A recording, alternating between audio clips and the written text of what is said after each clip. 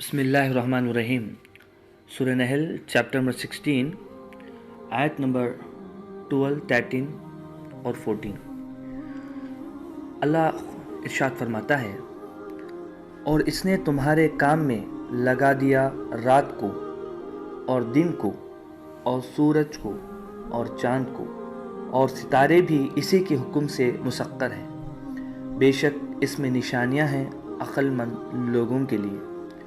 और ज़मीन में जो चीज़ें मुख्तलिफ़ किस्म की तुम्हारे लिए फैलाएं, बेशक इनमें से निशानी है इन लोगों के लिए जो सबक हासिल करते हैं। आगे की आयत में अल्लाह फरमाता है, और वही है जिसने समंदर को तुम्हारे काम में लगा दिया ताकि तुम इसमें से ताज़ा गोश्त खाओ और इससे जेवर निकालो जिसको तुम पहनते हो, और तुम किश्तियों को देखते हो कि इसमें चीरती हुई चलती हैं, और ताकि तुम इसका फजल तलाश करो और ताकि तुम शुक्र करो। अल्लाह सुब्हानहू व तआला कुरान में फरमाता है कि अल्लाह ने इंसानों के लिए ये दुनिया बनाया, और ये सिर्फ दुनिया नहीं बल्कि दुनिया से बाहर जितने भी यूनिवर्स में चीज़ें मौजूद हैं उसमें कहीं ना कहीं इंसान के फ़ायदेमंद चीज़ें मौजूद हैं। जैसा दिन होता है, रात होती है, इसमें इंसान को फ़ायदे पहुंचते हैं। अल्लाह ने सूरज और चाँद बनाया तो इंसान सूरज से रोशनी से फ़ायदा हासिल करता है, चाँद की रोशनी से फ़ायदा हासिल करता है। और जितनी भी यूनिवर्स के अंदर चीज़ें हैं, सितारे हैं या सैयारे हैं, वो सारे मुसक्कर हैं। मुसक्कर के माने अल्लाह ने एक एक का काम लगा के एक पर्टिकुलरली ऑर्बिट पे रख के छोड़ दिया है, वो अपना काम कंटिन्यूसली कर रहे हैं। ये सारे किसके लिए हो रहा है? ये इंसानों के लिए अल्लाह ने बनाया। और अल्लाह फरमाता है कि बेशक इसमें निशानियां हैं अक्लमंद लोगों के लिए।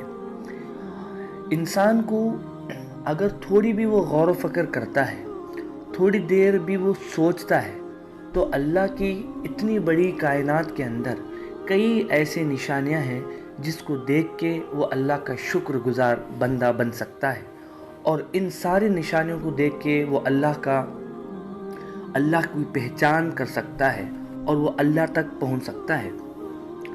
अगर इंसान गौर व फिक्र नहीं करता तो ये सारी कायनात भी उसके सामने रह के अगर वो आंख बंद करके बैठता है और अपने अक्ल के ऊपर पर्दा डालता है तो उसको कोई चीज़ दिखाई नहीं देती। तो अल्लाह फरमाता है कि ज़मीन में जो चीज़ें मुख्तलिफ़ किस्म की तुम्हारे लिए फैलाए हैं, बेशक इसमें निशानी है। यानी दुनिया के अंदर हर एक चीज़ का अगर आप गौर व फिक्र करेंगे तो हर एक चीज़ के अंदर जो है अल्लाह की निशानी मौजूद है। समझो कि ज़मीन के अंदर कोई हम सीड डालते हैं, तुख्म डालते हैं, और बाद में चल के वो दरख्त बनता है, तो जाहिर सी बात है ये कैसे होता है? ये एक अल्लाह की बहुत बड़ी निशानी है कि अल्लाह है जो कि फिर से पैदा करता है। इसी तरह से मुर्दा ज़मीन हो जाती है, जहाँ पर काश्तकारी, एग्रीकल्चर जो भी है वो फना हो जाता है। फिर अल्लाह के हुक्म से पानी आती है, बारिश आती है, और फिर वो मुर्दा ज़मीन फिर से ज़िंदा हो जाती है। तो इसमें ये निशानी है कि अल्लाह सुब्हानहू व तआला मौत के बाद फिर एक ज़िंदगी देगा।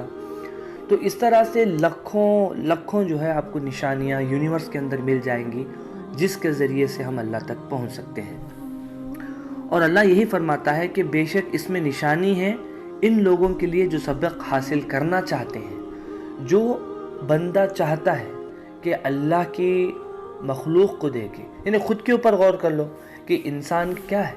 इंसान एक सेमेन है, सेमेन का एक ऐसा ड्रॉप है, बट अल्लाह सुब्हानहू व तआला उसके अंदर जान डालता है, फिर वो इंसान बनता है। और एक एक ऑर्गन क्या फेल पड़ो, हार्ट का क्या काम है, किडनी का क्या काम है, ब्रेन का क्या काम है।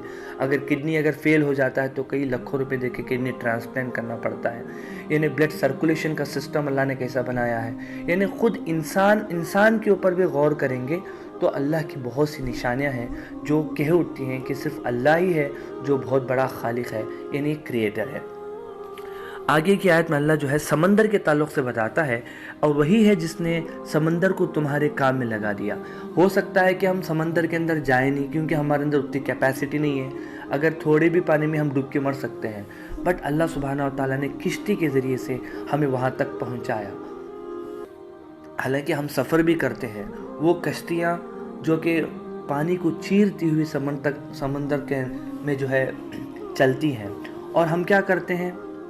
اللہ فرماتا ہے اس کیوں کیا؟ تاکہ تم اس میں سے تازہ گوشت کھاؤ۔ یعنی اللہ سبحانہ وتعالیٰ اتنے کھارے پانی کے اندر، اتنی ڈیپ سی کے اندر الگ الگ قسم کے جو ہے اللہ سبحانہ وتعالیٰ نے جیسا فش وغیرہ جو ہے بنایا، تاکہ لوگ سی فوڈ کھاتے ہیں، کافی لوگ مچھلیاں کھاتے ہیں۔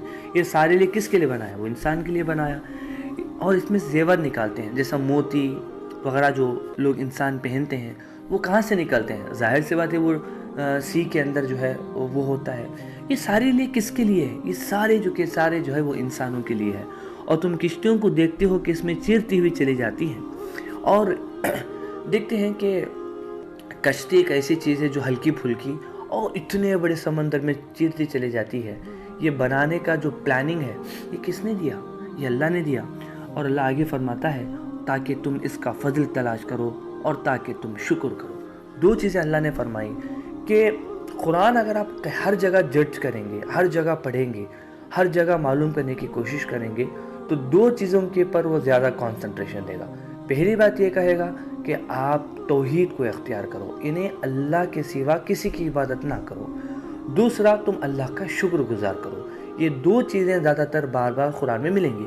یہاں پر اللہ نے فرمایا کہ تم اللہ کا فضل تلاش کرو، یعنی روزی کمانا، اور جو ہے تم دوڑ دھوپ پیسے کمانے کے لیے دوڑ دھوپ کرنا، جو ہے پیٹ بھرنے کے لیے دوڑ دھوپ کرنا، یہ اللہ کا فضل ہے۔ اللہ نے خود کہتا ہے کہ تم جو ہے فضل تلاش کرو اور جو ہے تم شکر کرو۔ اور باقی جو ہے انشاءاللہ قرآن ہے آپ کے پاس، تو انشاءاللہ قرآن میں آپ پڑھیے۔